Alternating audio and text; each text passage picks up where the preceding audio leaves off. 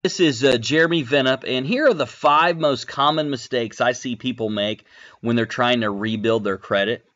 The first thing I see is not setting up a monthly budget. And what I mean by monthly budget is if you're not paying your bills on time after while you're rebuilding your credit, you're really not going to go anywhere. You've got to make sure that bills are paid on time and that you're not accruing any more late payments and collections and things like that to truly get your credit back where it needs to be. The second mistake I see people make is with credit cards, and I see 2 mistakes here. Now, a lot of people, and including myself on this, when my credit was in dire straits and I had somebody repair it for me, one of the things that I totally did was shy away from credit cards. I didn't want a credit card. I got in trouble with them.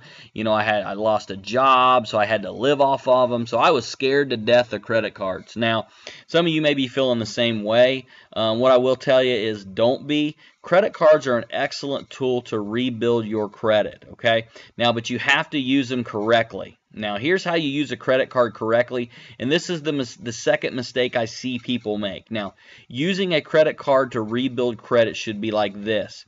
Let's say, for example, you have a $1,000 max on your card.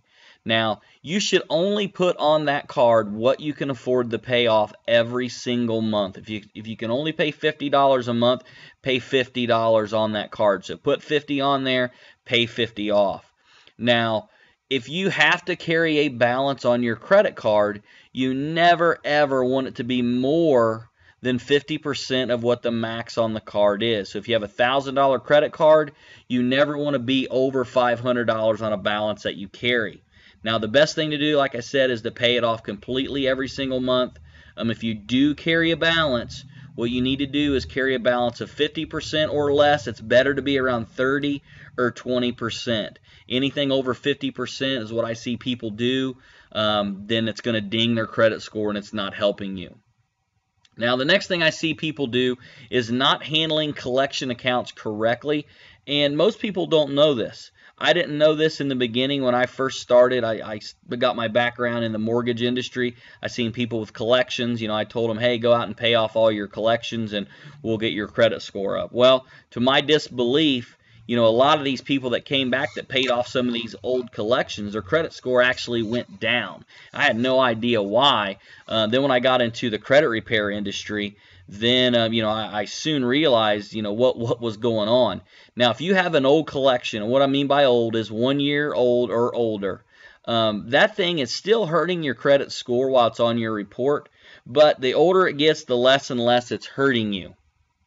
Now, what happens is when you pay off an old collection, that actually is going to go back on your report as a brand new collection that has been paid. Now, having a paid collection on your credit report isn't a good thing either. A lot of people think, hey, if I pay off a collection, it should just go off my report entirely, right? And I was like, no, that's not the case. What happens is it goes on your report as a paid collection, and it still drags down your score. And here's why.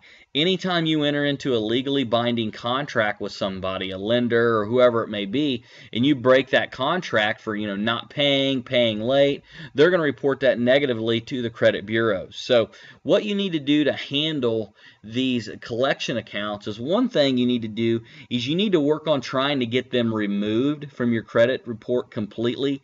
And that's what we do when we do credit repair. We get these things removed from your credit report completely. That way they're no longer dragging your score down, okay? The other thing you can do is, if you do want to pay these things off, you need to go to that lender and you need to tell them, and you need to get this in writing, that if you pay it off, that they will remove it from your credit report completely.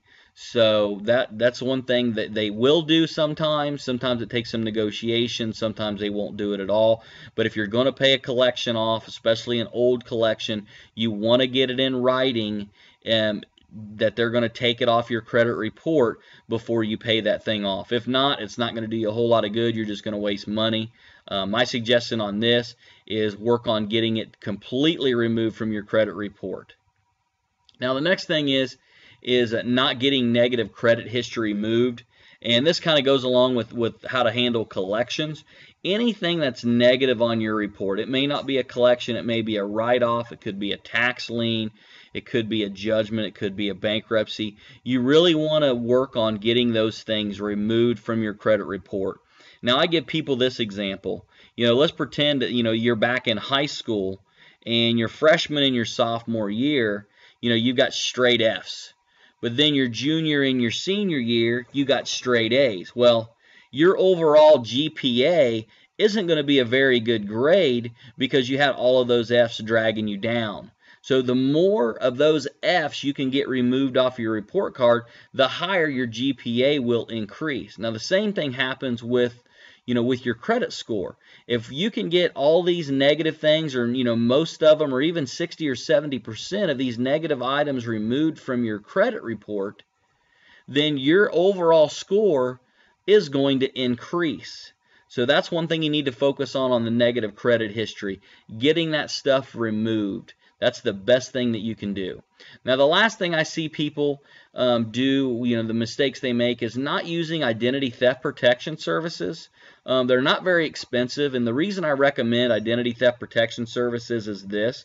Once your credit is rebuilt, or you're in the process of rebuilding it, what happens if somebody steals your identity, goes out and racks up, a bunch of credit card debt, or opens accounts that you're not even aware of until they go bad, until they become collections? Then you got some major problems. You got to start back over. It's going to cost you time and money. It's a lot easier to just sign up for some identity theft protection services, and that way they can monitor your credit, they can monitor your identity to make sure everything is going okay, and if there is anything, they can alert you and they can help you fix that. So those are the 5 mistakes people make, and my recommendations on what you should do. Now, if you would like to sign up for a free consultation and talk with one of our credit repair experts, just do so at the bottom of this page. Just click down there, put your name and information in there and your phone number, and one of our collection experts, one of our credit repair experts will get back with you. They'll review your credit report with you and give you an idea of exactly what you need to be doing to rebuild your credit. So with that being said, go ahead, sign up for a free consultation, and we'll look forward to working with you here in the future. Have a great day.